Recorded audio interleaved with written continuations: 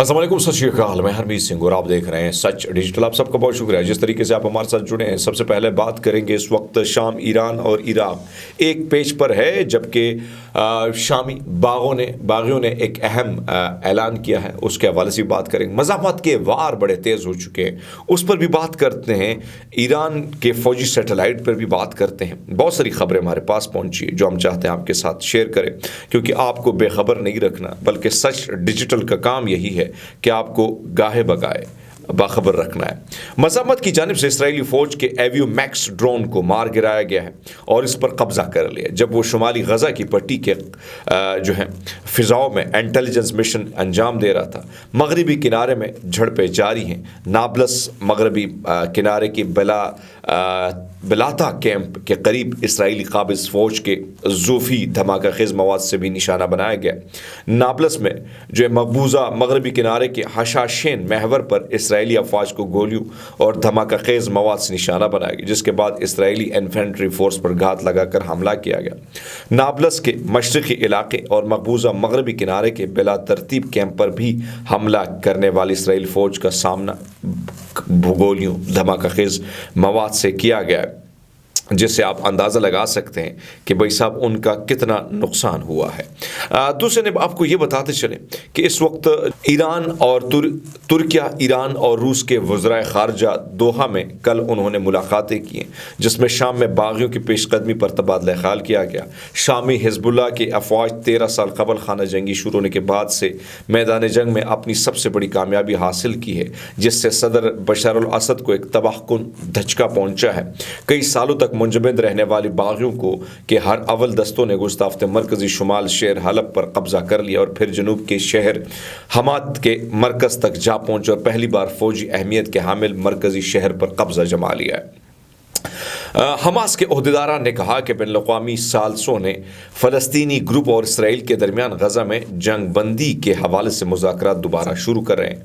Hamas کے سیاسی bureau کے عہدیداران نے بتایا کہ نسل کشی کو ختم کرنے اور اسرائیل کے قید میں موجود فلسطینی قیدیوں کی رہائی کے لیے کوششیں دوبارہ فعال کر دی گئی ہیں۔ حاسم نعیم نے ترکی میں ایسوسی ایشن پریس کو بتایا کہ 14 ماہ سے جاری اسرائیل نسل کشی کو ختم کرنے کے معاہدے کی امید پیدا ہو گئی ہے۔ انہوں نے کہا کہ ابھی تک حماس کو کوئی مضبوط اور مکمل نئی جنگ بندی کی تجویز پیش نہیں کی گئی۔ انہوں نے مزید کہا کہ میرے خیال میں معاہدے تک پہنچنا کوئی بڑا چیلنج نہیں ہے، بشرطے کہ دوسری نیت صاف نہ ہو۔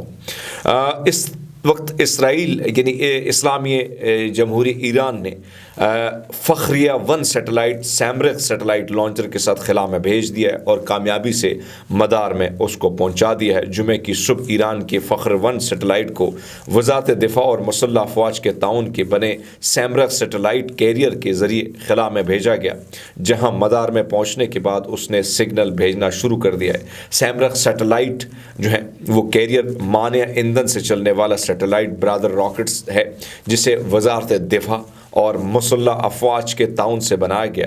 سیمرغ سیٹلائٹ کیریئر نے اپنا یہ 8واں مشن کامیابی سے پورا کیا اور اس بار مجموعی طور پر تقریباً 300 کلو سامان جو ہے مدار میں پہنچا کر یہ کامیابی حاصل کی ہے۔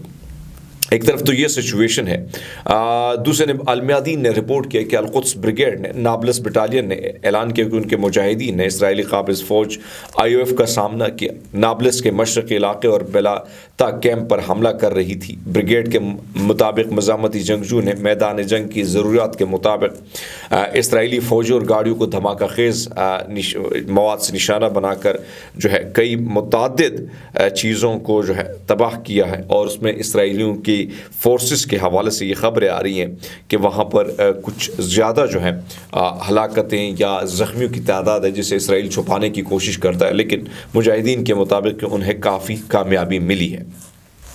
ایک ہفتے سے زائد اسرائیل یعنی عرصے سے باغی شامی حکومت کے افواج اور ان کے اتحادیوں کے خلاف شدید لڑائی کر رہے ہیں۔ انہیں حلب حرماتہ پر میں نے جس طرح کہا کہ قبضہ ہو گیا ہے، لیکن ٹائم آف اسرائیل کے مطابق باغی گروپ کے ایک اہم رہنما میں اسرائیلی چینل کو انٹرویو دیا ہے۔ اب آپ اس خلاصے کو سمجھ جائے جو میں بارہا رو رہا ہوں، چیخ رہا ہوں، چلا رہا ہوں کہ بھائی سب غزہ کے ساتھ کون یہ ظلم کر رہا ہے؟ اپنے یہ ظلم کر رہے ہیں، پرایا کوئی نہیں کر رہا ہے۔ اپنے اکٹھے ہو جائیں تو اپنے کچھ بھی نہ کریں، ان کو لڑنے دیں۔ حماس کیا کہتا ہے؟ بھائی ہمیں لڑنے دو، آپ بے شک یہ پیٹھ پیچھے چھرا گھونپنا بند کر دو، ہمیں لڑنے دو۔ اب کیا معاملہ ہے بتاتا ہوں۔ ہم خطے میں ہر کسی کے ساتھ دوستی کے لیے تیار ہیں، یہ کون کہتا ہے؟ باغی رہنما۔ بشمول اسرائیل ہمارے لیے دشمن سے، یعنی بشمول اسرائیل کے ساتھ بھی ہم دوستی رکھنا چاہتے ہیں۔ ہمارا دشمن کون ہے؟ اب سنیں دوسرے پیراگراف کو۔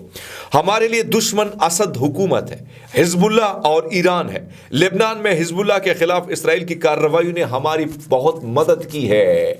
یعنی اسرائیل نے جو حملہ کیا، حزب اللہ نے حملہ کیا، ان کو انگیج رکھا، تو اس سے یہ باغی دوبارہ اکٹھے ہوئے اور انہوں نے یہاں پر حملہ کیا۔ اب آپ کو میں اشارے نہیں دیتا ہوں، آپ سمجھدار ہیں، اپنے دماغ کا استعمال کریں۔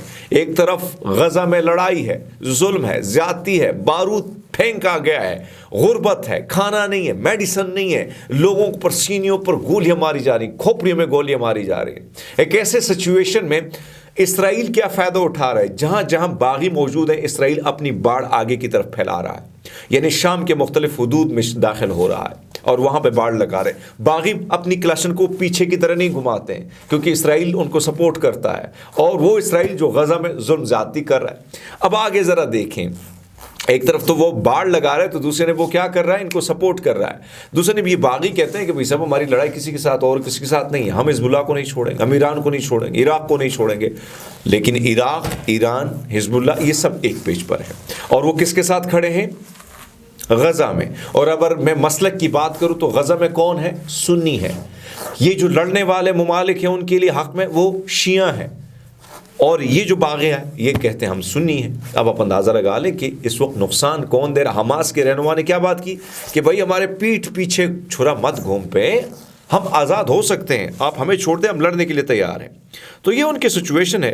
اقوام متحدہ نے غزہ کی پٹی میں فوری انسانی امداد کی فراہمی کا مطالبہ کیا، جہاں نصف ملین سے زائد فلسطینی موسم سرما کی آمد کے ساتھ بدتر حالات کا سامنا کر رہے ہیں۔ اقوام متحدہ کے ترجمان سٹیفن دوچارک نے پریس بریفنگ کے دوران کہا کہ موسم سرما کی آمد کے ساتھ غزہ میں تقریباً 5,45,000 افراد ٹوٹے ہوئے مکانات اور عرضی پناہ گاہوں میں رہ رہے ہیں، جس سے اس بات کی اہمیت اجاگر ہوتی ہے کہ ہزاروں ترپال مرمتی سامان بغیر کسی تاخیر کی غزہ میں محفوظ طریقے سے پہنچایا جائے۔ دوچارک نے اقوام متحدہ کے پاپولیشن فنڈ کا حوالہ دیتے ہوئے بتایا کہ 50 ٹرک ضروری سامان جیسے کمبل، جنریٹر، ادویات اور جراحی کے آلات لے کر کئی ہفتوں میں مصری سرحد پر ہم پھنسے ہوئے ہیں۔ دوستو، میری کوشش ہوتی ہے کہ میں آپ کو گاہے بگاہے آگاہ کروں اور آپ کو بتاتا چلوں کہ اس جنگ میں، اس ساری سچویشن میں کیا ہو رہا ہے۔ میرا یہی کام ہوتا ہے آپ تک پیغام پہنچانا، اور مجھے خوشی ہوتی کہ آپ جیسے لوگ آج بھی زندہ ہیں، جو حق اور سچ کی بات کو نہ صرف سنتے ہیں بلکہ آگے پھیلاتے ہیں۔ تو جڑے رہیے سچ کے ساتھ اور ہمارا ساتھ دیجیے گا۔